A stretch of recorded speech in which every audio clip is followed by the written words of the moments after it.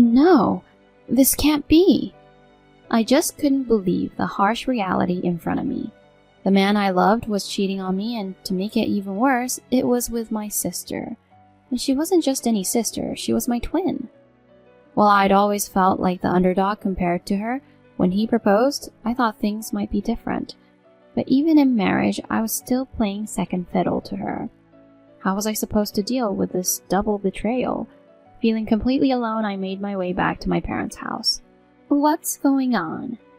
my mom questioned. I poured my heart out, anxiously wondering where she'd stand. But her reaction caught me off guard. "I'm Lisa, a 29-year-old working for a top financial firm. Throughout school, I was the studious type, more focused on books than boys. Maybe it was because of my fear of getting too attached. And there's a reason for that fear. My twin, Lexi, looks exactly like me. Apart from a tiny mole, we're nearly impossible to tell apart. But personality-wise, we're day and night. I'm more reserved, while Lexi's always been the life of the party. She's never had a shortage of romantic interest, dating back to middle school. My apprehension about dating likely stems from her. I once confided in her about a crush, and while she pretended to be supportive, she swooped in and dated him herself. How could you? You knew how I felt about him. I confronted her, heartbroken. But instead of feeling sorry, she just smirked. Yeah, but I ended up liking him too. Can't help it. Seriously? After knowing how I felt? That's so messed up. Honestly, get over it. He liked me more, that's all. That's all? How could you be so cold? Don't you have anything to say to me? Like what? Apologize? Why would I? I'm with him because of me. You should have made your move before he fell for me. I was speechless. Sure, I had only told Lexi I liked the guy and didn't ask her to help or to keep her distance. As much as I wanted to blame her, part of it was on me. She saw an opportunity and took it. That's all. Even if it felt unfair, it was the truth. Maybe if I had been braver, things would have been different. After that, I guarded my heart, afraid of another heartbreak, especially if Lexi was involved. So I never got too close to anyone, resigning myself to the idea of being single forever. But a couple of years ago, things changed. One night at my regular bar, a guy named Steve approached me. He mentioned he'd seen me there before and had been hoping to chat. I was pretty clueless about dating, but his sincerity shone through, and before I knew it, we were in a relationship. A year later, we got engaged, but in the back of my mind, I couldn't shake the fear. What if he met Lexi and fell for her charms? But all that anxiety was for nothing. He looked me in the eyes and said, "Fall for your sister? No chance. It's you I love, Lisa." "But everyone always picks her over me." Aw, is that so? Well, maybe she's a tad more outgoing. Right? That's why I worried you'd be drawn to her. I love you for you. Sure, you two might look alike, but you're unique. I chose you, Lisa. Those words melted my heart. I couldn't help but cry, and he held me tight. My mom was beyond ecstatic about the wedding. She'd always been my rock, always telling me, "You're beautiful," especially during my low moments. After my dad's passing and both Lexi and I moving out for work, we hadn't been in touch with her much. So sharing my wedding news was such a joy. The only dark cloud was Lexi. During our visit home, she was a storm of resentment. Maybe she was bitter about me getting married first. While Mom and Steve chatted away, Lexi cornered me. "Don't think you've won. He'll get bored of you soon." "Hurt?" I asked. "Why the bitterness? He really loves me and—" "Sure. Who'd want you, really? Just enjoy it while it lasts. Good luck." As hurtful as she was, a part of me wondered if she had a point. Flash forward, nearly a year into our marriage, and things had changed. The caring Steve had grown distant. He'd been working late, and our chats had dwindled, especially as our anniversary loomed. Trying to reconnect, I mentioned, "Wouldn't it be nice to have dinner together sometime?" But he just shot back. Now? When work's crazy? "We've just been so distant lately, so I just thought that maybe we could—" I'm drowning in work. Must be nice to clock out on time. I'm sorry. Little things began to stand out, like how he went from calling me honey to just Lisa, but the biggest blow was yet to come. On my day off, while cleaning the house, Steve's tablet caught my eye. Then I saw something unbelievable. No, this can't be. A notification popped up showing a photo of him and Lexi. Panic welled up as I swiped the tablet open. No password. What I found was a slew of messages and pictures, undeniable proof of their affair. I was gutted. Cheated on with my own sister? He had promised. He said he wouldn't fall for her. He said he picked me. But I couldn't just bury this. Maybe if we talked and he was truly sorry, we could find a way back. I steeled myself to confront him that evening. When he finally walked in, he seemed taken aback to find me waiting. You're still up? He muttered, trying to walk past. I blocked his way and blurted, "You've been seeing Lexi behind my back, haven't you? What's up with that?" Huh? What are you talking about?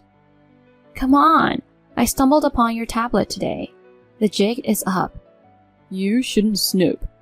But since you know, yeah, I've been seeing her.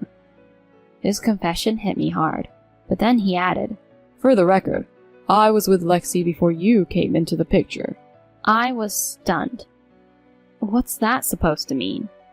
I was actually dating her first, but she had a bunch of debt. Once I realized you had a stable job, I thought, why not marry you and use the money to help her out? Wait, what? So the cash I've been handing over for household expenses? Yeah, I might have exaggerated a bit and skimmed some off the top. Thanks to you, Lexi got a good chunk of change. I felt like the floor had been pulled out from under me. He'd only used me to pay off Lexi's debt. When we first got hitched, he took charge of our finances. Every time he'd ask, I'd just transfer money to our joint account, clueless that he was funneling it to Lexi. Then he shoved some divorce papers in my face. Now that you're in the loop, I don't need you. I'm going back to Lexi. My heart shattered. What was I going to do? Heartbroken and overwhelmed, I signed the papers and went straight to my childhood home. Answering the doorbell, my mom's face showed a mix of shock and concern.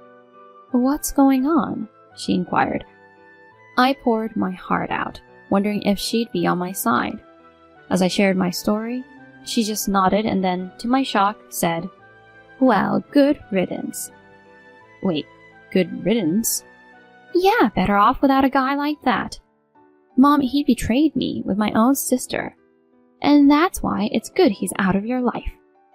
It's not that simple. I feel so used. She pulled me into a hug and whispered, "It'll be okay. I got this." I was drained and didn't push for answers. But 2 days later, Steve and Lexi, thanks to my mom's summons, walked in. I didn't want to face them, but there I was, staring them down. They shot me smug grins and I wanted to run.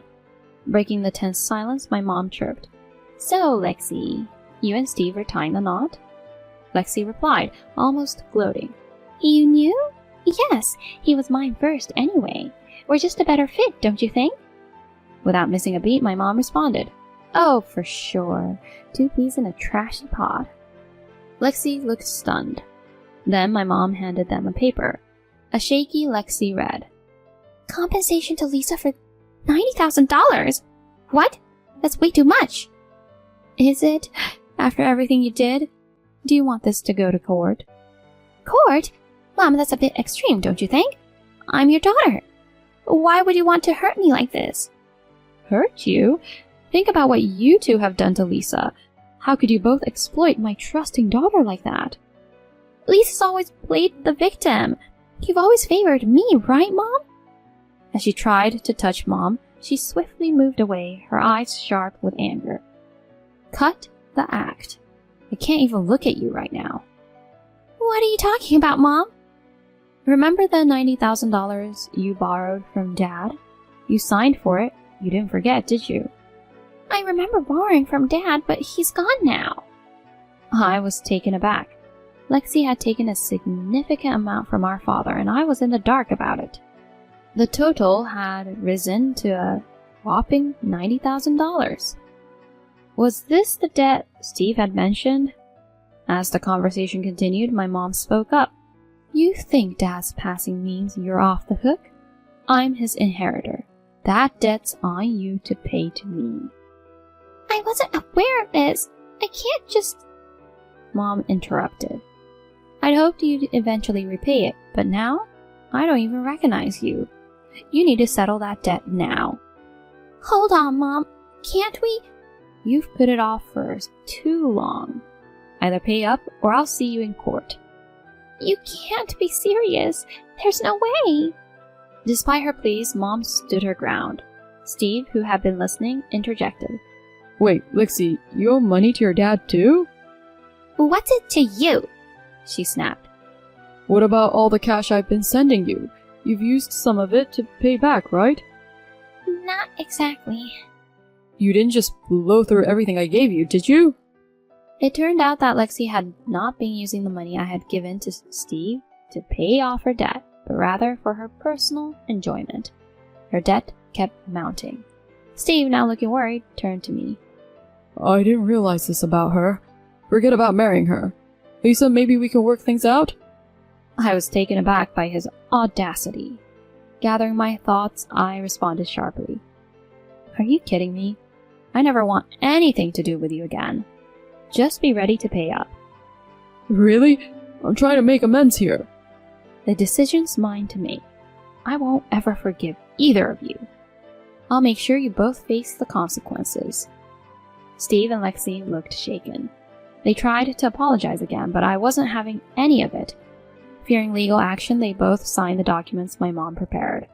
Because of this, they each owed me $75,000. Ultimately, I broke ties with them and, to my benefit, ended up with a considerable sum. Steve and Lexi never ended up together and even split up.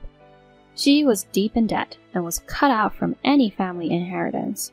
Steve, after all the money he'd given her, was nearly penniless. They're likely to be paying off their dues for quite some time, but I have zero pity for them. They brought it upon themselves. I owe my ability to move forward to my mom's unwavering support. Now I'm living solo in an apartment close to work. My mom often stops by and we enjoy meals out together. I'm forever thankful to her and hope to show her my gratitude in the years to come.